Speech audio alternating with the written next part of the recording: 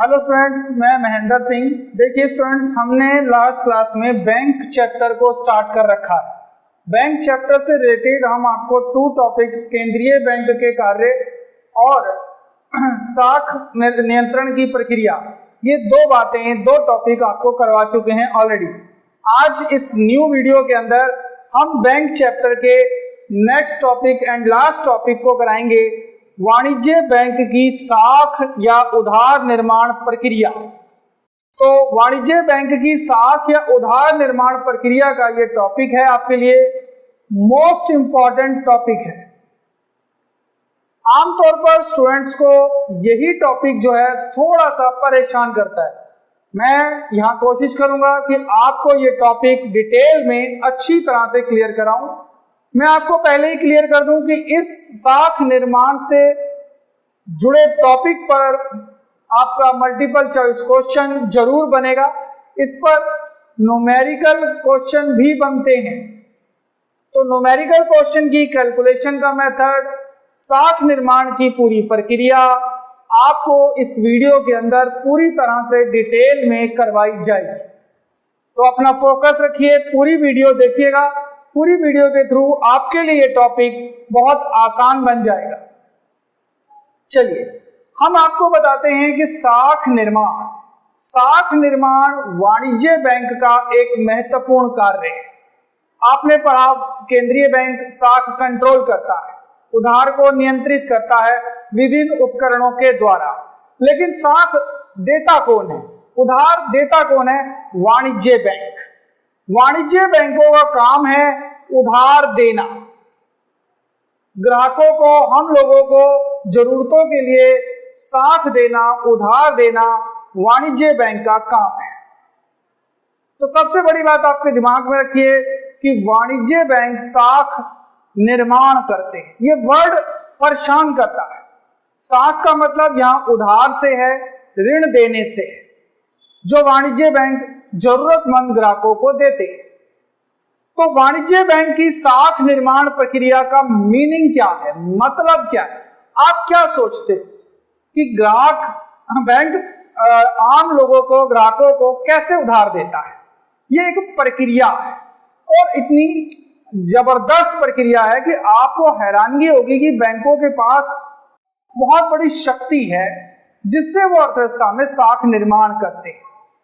देखिए, अगर मैं इसका एक सिर्फ हल्का सा मीनिंग बताऊं तो वो ये है कि वाणिज्य बैंक द्वारा ऐसी विधि जिससे अर्थव्यवस्था में मुद्रा की पूर्ति में वृद्धि होती है।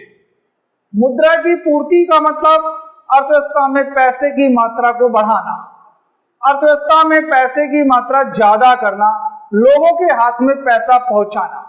बैंक, वाणिज्य बैंक वो स्रोत है जो लोगों के पास पैसा पहुंचाता है उधार के द्वारा, साख निर्माण की प्रक्रिया के द्वारा। आप सोचिए, अर्थव्यवस्था में पैसा कहां से आता है? अर्थव्यवस्था में पैसा आता है सरकार के तरीके से या बैंकों के तरीके से। आजकल सरकार कहती है कि हम अर्थव्यवस्था में मुद्रा बढ़ा रहे हैं, तो बैंकों के द्वारा बढ़ाते हैं। बैंक उधार देते हैं, वो लोगों के हाथ में पहुंचता है और लोग उसे खर्च करते हैं। तो साख निर्माण के द्वारा अर्थव्यवस्था में मुद्रा को बढ़ाना, मुद्रा की पूर्ति को बढ़ाना, याद रखिए मुद्रा की मात्रा में वृद्धि करना साख निर्माण है। आप आसान शब्दों में समझिए तो अर्थव्यवस्था में पैसे की मात्रा, पैसे का, मुद्रा का प्रवाह बढ़ाना, लोगों के हाथ में पैसे की मात्रा को ज्यादा करना ही होता है साख निर्माण। तो अर्थव्यवस्था में मुद्रा की मात्रा की वृद्धि का नाम है साख निर्माण, और ये काम कौन करेगा? वाणिज्य बैंक करेंगे। वाणिज्य बैंक जो साख निर्माण करते हैं, उधार देते हैं, ये प्रक्रिया एक, मैं आपको आसान से बताऊं, कॉम्प्लेक्स, एक जटिल मेथड है, एक तरीका है जो कि 12th क्लास में बहुत छोटे लेवल पर आपको बताना होता है क्लियर करने के लिए। अदरवाइज ये काफी मुश्किल टॉपिक है। चलिए हम आपको बताते हैं कि साख निर्माण करने के लिए 2 कारक जरूरी होते हैं। कोई भी वाणिज्य बैंक जो अपने ग्राहकों को उधार देता है, उधार की प्रक्रिया अपनाता है, अर्थव्यवस्था में मुद्रा की मात्रा को बढ़ाता है, उसके लिए 2 कारकों पर निर्भर करता है। आपसे पूछा भी जा सकता है कि साख निर्माण के महत्वपूर्ण घटक कारक कौन से हैं, कितने हैं? 2 कारक हैं। 2 कारकों के द्वारा साख निर्माण होता है। पहला कारक है प्राथमिक जमा। आप भी सोचिए, ग्राहक को जो बैंक उधार देता है, जो लेने आता है, उसको पैसा देता है, कहां से देगा? कुछ उसके पास जमा होता है। प्राथमिक जमा वो है जो ग्राहक द्वारा बैंक में जमा कराया जाता है। सपोज कीजिए मैंने बैंक के अंदर 10,000 रुपए जमा कराए, तो वो एक प्राथमिक जमा है। या आपने अपने बैंक के खाते के अंदर 50,000 रुपए जमा कराए, तो वो एक प्राथमिक जमा है। तो प्राथमिक जमा का मतलब बैंक के पास ग्राहक द्वारा फ्रेश डिपॉजिट है, पहला पैसा जो बैंक में जमा होता है उसे प्राथमिक जमा कहते हैं। एक बात बताइए, आप खुद सोचिए, बैंक पैसा कहां से उधार देगा? लोग उसमें जमा कराएंगे तो वो पैसा दे पाएगा। तो प्राथमिक जमा वो पैसा है जो ग्राहक ने जमा कराया, अब इसमें से उसे उधार देना है आगे लोगों को। क्या ये इतना आसान है? नहीं, क्योंकि उसे दूसरे कारक पर भी ध्यान रखना है। दूसरा कारक आपको हमने पिछले वीडियो में बताया, आरक्षित निधि कोष LRR। वो पैसा जो हर वाणिज्य बैंक को सुरक्षित रखना है। कानूनी रूप से जरूरी होता है कि हर वाणिज्य बैंक को जो भी पैसा आएगा उसमें से कुछ ना कुछ सुरक्षित कोष में रखना है। आपको याद होगा, कुछ पैसा उसे केंद्रीय बैंक के पास रखना है जिसे हम CRR कहते हैं, कुछ पैसा उसे अपने पास रखना है जिसे हम SLR कहते हैं। तो 2 रूपों में LRR होता है। हर वाणिज्य बैंक अपनी सारी जमा जो उसके पास आएगी वो उधार नहीं देगा। कुछ पैसा उसे कानूनी रूप से, लिखा हुआ साफ साफ, वाणिज्य बैंक द्वारा कानूनी रूप से कुछ पैसा सुरक्षित कोष के रूप में रखना है। तो वाणिज्य बैंक जो साख निर्माण करता है उसकी 2 पॉइंट हैं, 1 प्राथमिक जमा और 2 आरक्षित निधि कोष। इन 2 कारकों का नाम आपको दिमाग में पहले तो रखना है। इन दोनों का कुछ महत्व भी आपको बताया जाएगा। एक और छोटी सी बात प्राथमिक जमा के बारे में आपको क्लियर कर दूं। प्राथमिक जमा अगर ज्यादा आएगी तो बैंक भी आगे ग्राहकों को ज्यादा उधार देगा, कम आएगी तो कम देगा, सीधी सी बात। बैंक में अगर ग्राहक ने 10,000 जमा कराए हैं तो बैंक 10,000 के हिसाब से उधार देगा। 50,000 जमा कराए हैं तो ज्यादा देगा, 5,000 जमा कराए तो कम देगा। तो प्राथमिक जमा के आधार पर बैंक उधार देता है, ज्यादा जमा आएगी तो ज्यादा देगा, कम आएगी तो कम देगा। ऐसे ही रोल है LRR का। ये बहुत इंपॉर्टेंट टॉपिक है, इस पर आपको डिटेल में जाना पड़ेगा तभी ये पॉइंट क्लियर होगा। LRR एक सुरक्षित कोष है। वो परसेंटेज में आपको मैं अगर कहूं तो जैसे 10% है।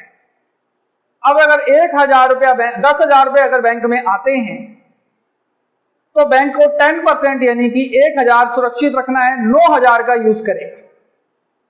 अगर 20% रखना है तो 20% रखना है तो 10,000 में से 2,000 रखेगा, 8,000 यूज करेगा आगे देने के लिए। 30% है तो 3,000 रखना पड़ेगा। मतलब ये कि LRR अगर ज्यादा है तो बैंक उधार कम दे पाता है, लेकिन अगर LRR कम है तो ज्यादा दे पाएगा। अगर LRR 5% हो तो 10,000 में से उसे 500 ही रखने हैं और आगे बाकी 9,500 वो आगे उधार दे पाएगा। तो बड़ा मेन रोल है LRR का कि वाणिज्य बैंक LRR के रूप में कितनी राशि रखता है, जो कि केंद्रीय बैंक तय करता है। तो अगर LRR ज्यादा होगी तो उधार कम बढ़ पाएगा, साख निर्माण कम होगा। लेकिन अगर LRR कम होगा, यहां बताया हमने कि अगर LRR कम होता है तो साख निर्माण अधिक होगा। यानी सुरक्षित कोष के रूप में अगर कम राशि रखी जाती है तो बैंक ज्यादा उधार दे पाएगा। ये बात आप समझिए। और अगर ज्यादा राशि सुरक्षित कोष में रख दोगे तो वो यूज नहीं हो पाएगी, ग्राहकों को उधार कम मिलेगा। तो बैंक साख निर्माण 2 कारकों के आधार पर करते हैं, प्राथमिक जमा और आरक्षित निधि कोष। आरक्षित निधि कोष के बारे में आगे वीडियो में हम और भी अभी आपको कुछ बातें एक्सप्लेन करेंगे, उदाहरण देकर कराएंगे, एग्जाम्पल, न्यूमेरिकल एग्जाम्पल देकर इसको आगे और क्लियर करेंगे। आमतौर पर आरक्षित निधि कोष परसेंटेज में होता है, याद रखिए इस बात को, परसेंटेज में होता है या पॉइंट्स में होता है, दशमलव की भाषा में होता है, वो आगे हम आपको बता देंगे। तो बैंक उधार देगा दो कारकों की सहायता से, एक जो उसके पास जमा आएगी और बाकी वो सुरक्षित कोष के रूप में रखेगा और फिर उसके आधार पर वो अब साख निर्माण करेगा। साख निर्माण कैसे होगा, इस प्रक्रिया को अभी हम उदाहरण से आपको समझाते हैं। तो स्टूडेंट्स, साख निर्माण की प्रक्रिया के लिए आपने समझा कि दो कारक हैं, प्राथमिक जमा और LRR। देखिए, ये साख निर्माण की प्रक्रिया एक शर्त पर आधारित है। आपको पता है इकोनॉमिक्स में मान्यताएं होती हैं, इसकी भी एक शर्त है। अगर आप इस शर्त को नहीं समझ पाए तो इस प्रक्रिया को समझना भी थोड़ा सा मुश्किल हो जाता है। शर्त यह है कि एक बैंक जो पैसा देगा वो पुनः बैंकिंग में ही आएगा। सीधी सी बात बोलूं, ये डिजिटल इंडिया वाली बात है। आप कहिए कि एक तरह से बैंकिंग में सारा पैसा रहेगा, मतलब बैंक से लेन देन होगा, कैश लेन देन नहीं होगा, तभी ये प्रोसेस होती है। इसीलिए आपको लगता है कि प्रैक्टिकल नहीं है, ये थ्योरिकल बातें भी होती कि एक बैंक से जो पैसा निकलेगा वो वापस बैंक में ही जाएगा घूम फिर कर। कैसे जाएगा, जैसे मैं एग्जांपल देता हूं। पेटीएम से एक आदमी ने 500 रुपए दूसरे को दिए, तो हुआ क्या, पैसा तो पेटीएम में ही रहा, मालिक बदल गया। 500 का मालिक पहले मैं था, जिसको पेटीएम किया उसके में चला गया, तो पैसा तो एक तरह से डिजिटल ही है।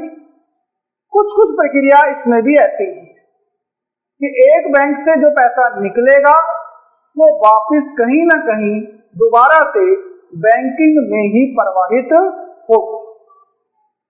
मैं आपको समझाऊंगा अभी इस बात को, पूरी डिटेल से बताऊंगा, चार्ट बना के पूरी डिटेल बताऊंगा ये कैसे होता है। और अगर ये ना हो तो ये जो आपको बोल रहा हूं कि उधार देता है बैंक, तो ये उधार की प्रक्रिया इतनी आसान नहीं है। वाणिज्य बैंक कई गुना ज्यादा उधार देता है, जितना पैसा आता है उसको कई मल्टीपल में बनाता है। कहते हैं ना, पैसे से पैसा बनता है। ये प्रक्रिया भी ऐसी है। वाणिज्य बैंक के पास जो पैसा आता है, वाणिज्य बैंक उस पैसे से पैसा बनाता है, लोगों को कई गुना ज्यादा मात्रा में मुद्रा की मात्रा उपलब्ध करा पाता है। तो आपको समझना है कि ये कैसे होता है। इस उदाहरण में अब हम एक उदाहरण आपके सामने लेने जा रहे हैं, जिस उदाहरण में हम ये मानते हैं कि मान लीजिए एक वाणिज्य बैंक है, कोई भी वाणिज्य बैंक ले लीजिए आप, SBI, PNB, कोई भी मान लीजिए आप, कि मान लो कि एक वाणिज्य बैंक है और उस वाणिज्य बैंक के पास एक जमा आती है 10,000 रुपए की। 10,000 रुपए की एक प्राथमिक जमा वाणिज्य बैंक के पास आ जाती है और उस बैंक को कानूनी रूप से 10% LRR के रूप में रखना जरूरी है। यानी जितनी भी जमा आएगी उसका 10% उसे LRR रखना है, कानूनी रूप से ये शर्त है, ये आपको पहले ही बता दिया गया। तो जमा आई है 10,000, LRR है 10%।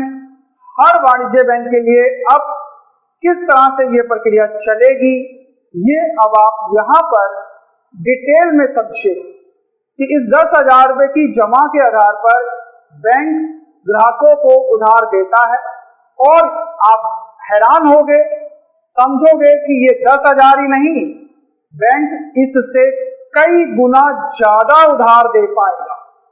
कितने गुना दे पाएगा वो भी हम आपको डिस्कस करते हुए बताएंगे। तो स्टूडेंट्स, मैंने उदाहरण में लिया कि एक वाणिज्य बैंक, हमने मान लिया वाणिज्य बैंक जिसका नाम X है, एक X बैंक के पास मैंने अभी बताया आपको, मान लीजिए कि जमा आती है 10,000 रुपए और LRR है 10%। तो देखिए अब आप कि आखिर वाणिज्य बैंक ये प्रक्रिया कैसे करता है कि उस 10,000 से कई गुना ज्यादा पब्लिक को उधार देता है। शर्त याद रखिए, कि जो पैसा बैंक से निकलता है वो बैंक में ही आएगा। मैं आपको कुछ उदाहरण देता रहूंगा साथ साथ, समझिए। अब एक चार्ट में हम इसको समझाते हैं, इस प्रक्रिया को। चरण है विभिन्न, प्राथमिक जमा, LRR और साख निर्माण। देखिए, आपने माना पहले चरण में, मान लीजिए पहली बार एक बैंक में अमित ने 10,000 रुपए जमा कराए प्राथमिक जमा के रूप में। अब बैंक के पास 10,000 आ गया, बैंक अपने पास थोड़ा रखता है। बैंक के लिए 10% कानूनी रूप से जरूरी है। 10,000 का 10% होता है 1,000 रुपए। 1,000 रुपए LRR के रूप में रख दिए गए, जिसका वो यूज नहीं कर सकता। बाकी बचे 9,000। वो 9,000 क्या करेगा, समझिए आप, वो 9,000 बैंक किसी ना किसी को उधार देगा। मान लीजिए कि वो 9,000 रुपए बैंक ने उधार दे दिए किसी सुरेश को।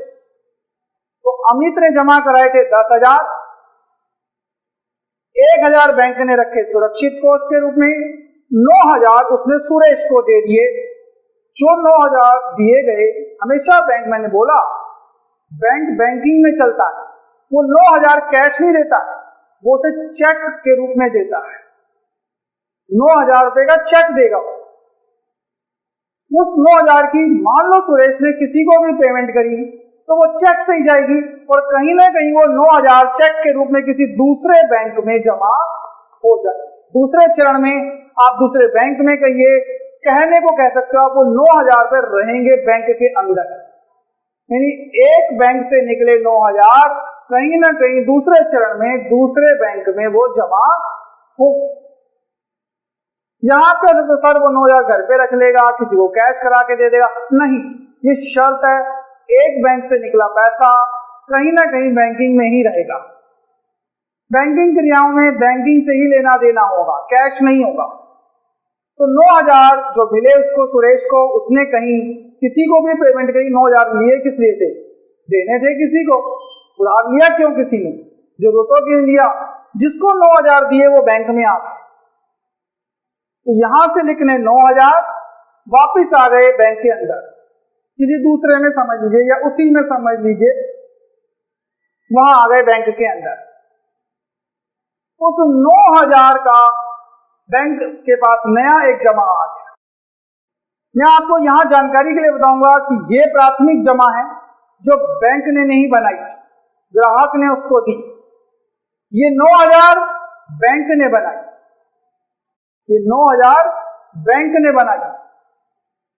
तो इसी 10 को उसने 9 किसी को दिए और वो फिर बैंक में आए, तो वो एक सेकंड जमा है जो बैंक ने बनाई। ये देखो पैसा बढ़ा दिया, 10 का 9 दूसरे खाते में डाल दिया। अब इस 9,000 जो बैंक के पास आएंगे, बैंक क्या करेगा, 10% LRR रखेगा। यानी 9,000 का 10% कितना होता है, 900। बाकी बचे 8100, 8100 रुपए। वो 8100 रुपए महेश को उधार दे देगा। पैसा रखना थोड़ी ना बैंक ने।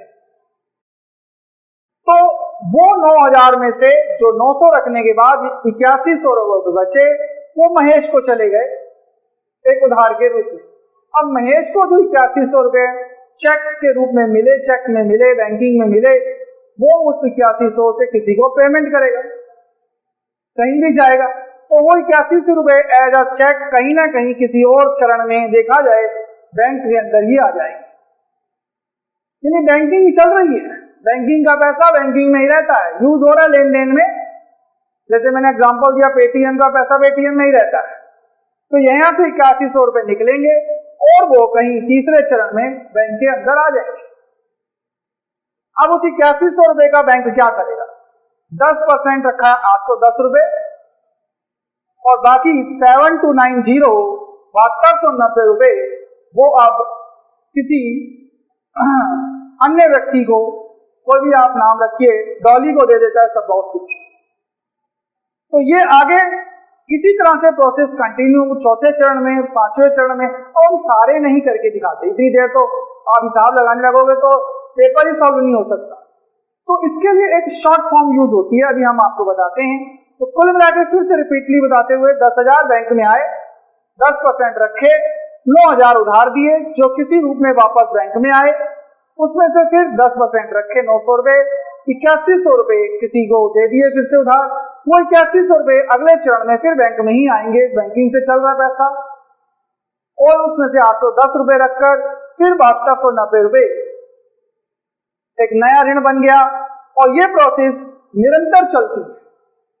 और ये कहां रुकती है, यहां पर मैंने लिखा हुआ है ऑलरेडी, 1 लाख रुपए पर रुकती। और ये कब खत्म होती है मैं आपको बता दूं, जब हमारा LRR का टोटल अमाउंट 10,000 रुपए जब हो जाएगा, 10,000 ही तो हमारे पास जमा आई थी, जब हमारा 10,000 सुरक्षित हो जाएगा, LRR हो जाएगा, तो खत्म हो जाएगी प्रोसेस। तो पहचान बता देता हूं मैं आपको, यहां जब 10,000 आ जाए तो ये प्रोसेस खत्म हो जाती है।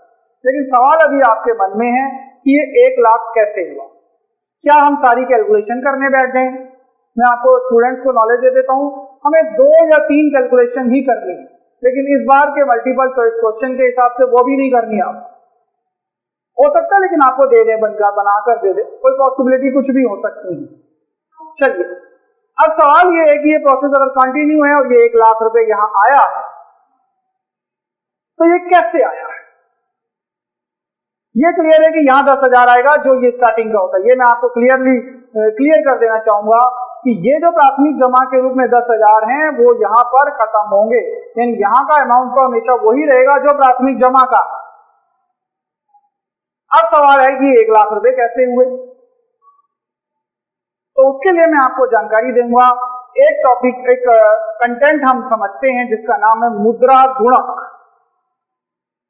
मुद्रा गुणक बताता है कि मुद्रा कितने गुना हो जाएगी, जो कि LRR पर निर्भर है, इसलिए इसका फॉर्मूला है 1/LRR।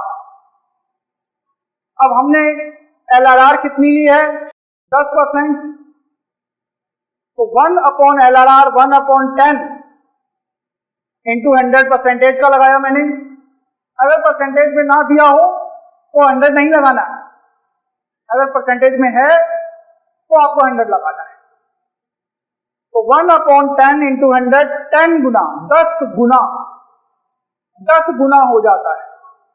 तो 10 गुना 10,000 का 10 गुना कितना होता है, 10,000 का 10 गुना कितना होता है, 1 लाख रुपए। तो 10 गुना आइडिया हमें लग गया था, इसलिए मैंने जो कुल जमा बनाई 1 लाख, वो इस 10 गुना की मदद से बनाई। आपको जब भी पेपर में मल्टीपल चॉइस आएंगे, साख निर्माण पूछा जाएगा, मैं कुछ उदाहरण अभी आपको वीडियो में बताऊंगा, तो वो 10 गुना ये बन जाता है।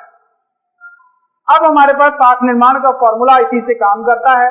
साख निर्माण का फॉर्मूला जो है वो ये है कि प्राथमिक जमा कितनी आई, गुणक कितना है। प्राथमिक जमा आई 10,000, गुणक है 10, 10,000 गुणा 10, 1 लाख रुपए। तो ये हमारा आंसर होता है। आज से पेपर में पूछेंगे, सपोज कीजिए प्राथमिक जमा इतनी है, LRR इतना है, साख निर्माण कितना होगा, तो आसान है आपके लिए। आप मुद्रा गुणक निकालिए सबसे पहले। ये प्रोसेस तो बहुत ज्यादा नहीं करनी होती, बहुत ज्यादा नहीं करनी होती है, याद रखिए इस बात। 2-3 स्टेप्स करने होते हैं बस। उसके बाद आप मुद्रा गुणक निकाल लीजिए पहले, 1/LRR, 10 गुना यहां आया। साख निर्माण का फॉर्मूला है प्राथमिक जमा इंटू मुद्रा गुणक, तो 10,000 इंटू 10, 1 लाख, 1 लाख रुपया हमारा आंसर है। मल्टीपल चॉइस क्वेश्चंस आने हैं, याद रखिए मुद्रा गुणक कैसे निकला, याद रखिए साख निर्माण कैसे कैलकुलेट हुआ है। साख निर्माण में मुद्रा गुणक का रोल है, याद रखिए इस बात को। अभी मैं छोटी सी एक्सप्लेनेशन भी दूंगा, ये एक उदाहरण मैंने आपको करके दिखाया है।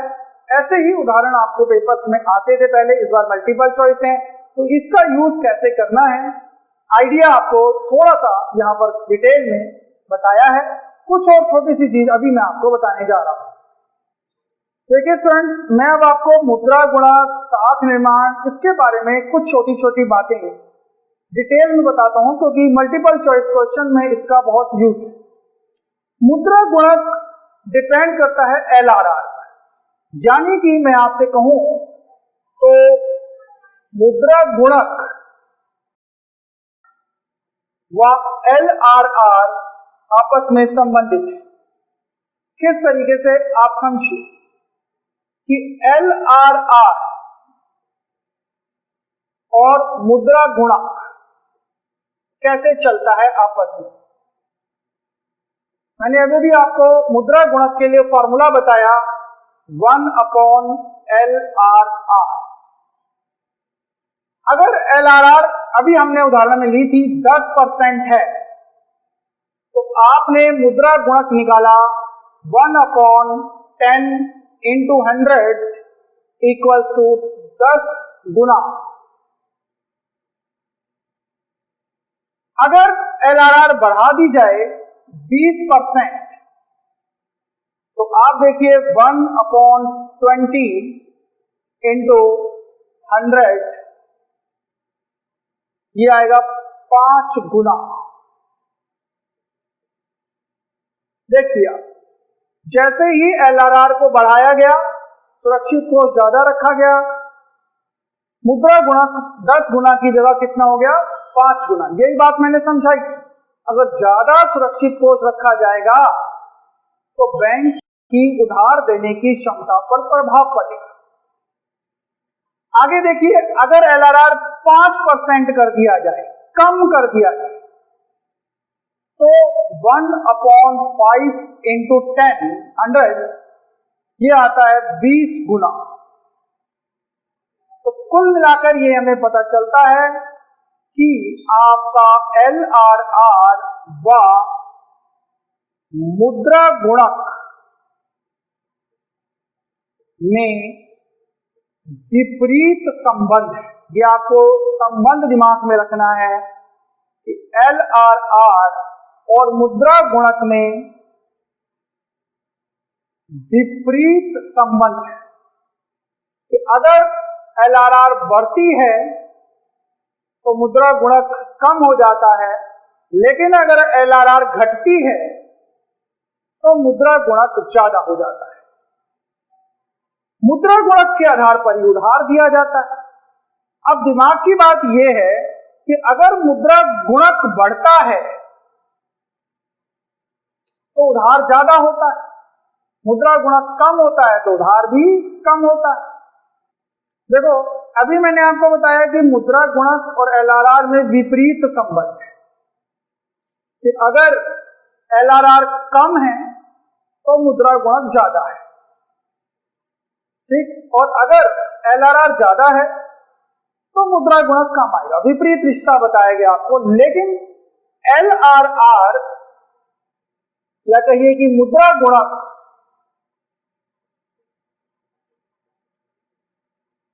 व साख निर्माण में सीधा संबंध है।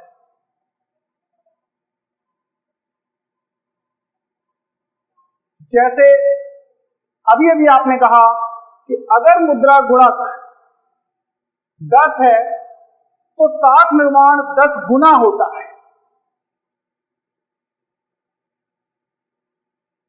मुद्रा गुणक अगर 5 है तो साख निर्माण भी 5 गुना होता है। अब यहां हम एक उदाहरण लेते हैं। मान लीजिए कि प्राथमिक जमा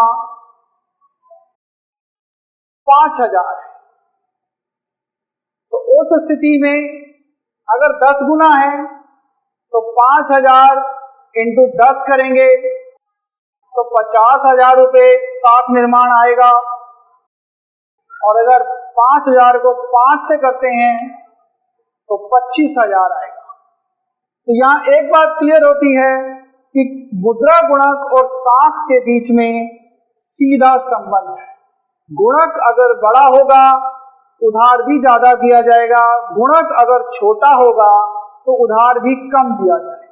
तो कनेक्शन 3 चीजों का है। LRR तय करता है मुद्रा गुणक को और मुद्रा गुणक तय करता है किसको, साख निर्माण।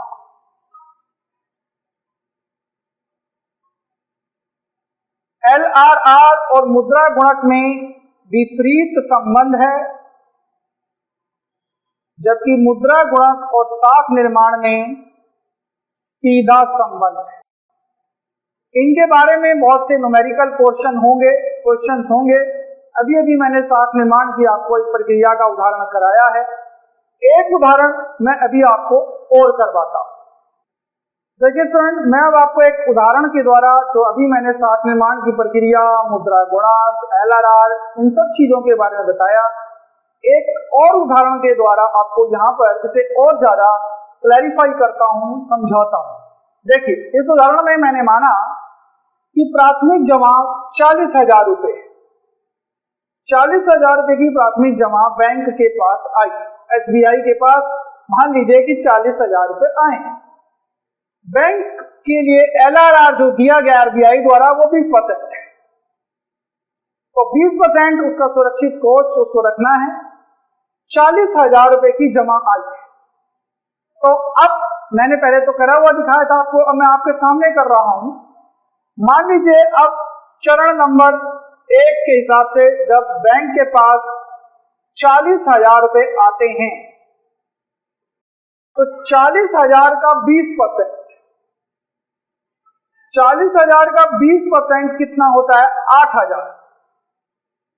वो उसे रखना पड़ेगा सुरक्षित कोष के रूप में। अब 8,000 कैसे निकाला है वो आप यहां पर रफली समझ सकते हो कि 20% है तो 20/100 इंटू 40,000, इस तरह से हम यहां से कटिंग करके यहां पर देख सकते हैं कि 8,000 ये निकल कर आ जाता है। आगे देखिए कि 8,000 गए तो 32,000 का उधार आगे दिया गया किसी अदर को, और वो 32,000 कहीं ना कहीं दूसरे चरण में, अभी अभी हमने आपको बताया था, किसी और उधार दिया जाएगा और वो आगे कहीं चेक के द्वारा उसे कहीं और जमा कराएगा।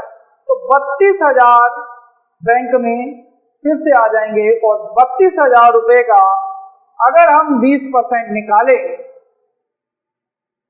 आपके सामने मैं ये कैलकुलेट करके दिखा रहा हूं क्योंकि स्टूडेंट्स को थोड़ी प्रॉब्लम रहती है, तो ये हम यहां से कैलकुलेट करते हैं। तो देखिए स्टूडेंट, 32,000 का हमने निकाला 20%, जो कि निकलता है 6400, 6400। तो 6400 LRR रख के बैंक जो है आगे, आप 32,000 में से 6400 माइनस करिए तो ये आएगा 25,600। याद रखिए ये कैसे आ रहा है, 40,000 में से 8,000 रखे गए, 32,000 का उधार, 32,000 वापस बैंकों में आए, तो 32,000 का 20% 6400, 32,000 में से 6400 माइनस किए तो 25,600। अब ये 25,600 आगे किसी ना किसी को चेक से उधार बटेगा, और वो कहीं ना कहीं तीसरे चरण में जब हम चलते हैं तो 25,600। अब 25,600 का हम 20% इसी तरीके से अगर निकालते हैं तो वो आता है 5120। 5120 को इसमें से माइनस करते हैं तो ये आता है 20,480। तो ये प्रोसेस कंटिन्यूएशन में आपको ये मार्क बनाने हैं, आप मार्क बनाइए जरूर, ये मार्क जरूर बनाने हैं। याद रखिए कंटिन्यूएशन माना जाता है, निरंतर प्रक्रिया मानी जाती है ये। अब सवाल वही कि ये कहां आकर टोटल होगा, उसके लिए हम मुद्रा गुणक का यूज करेंगे। मैंने अभी भी आपको बताया मुद्रा गुणक का फॉर्मूला है L/LRR। यहां हमने लिया नीचे 20%, 20 इंटू 100, तो ये आया है 5 गुना। तो आसान सी बात, 5 गुना आने का मतलब 40,000 का 5 गुना। 40,000 को 5 से अगर हम मल्टीप्लाई करेंगे तो 2 लाख रुपए आते हैं। तो ये हो जाता है 2 लाख।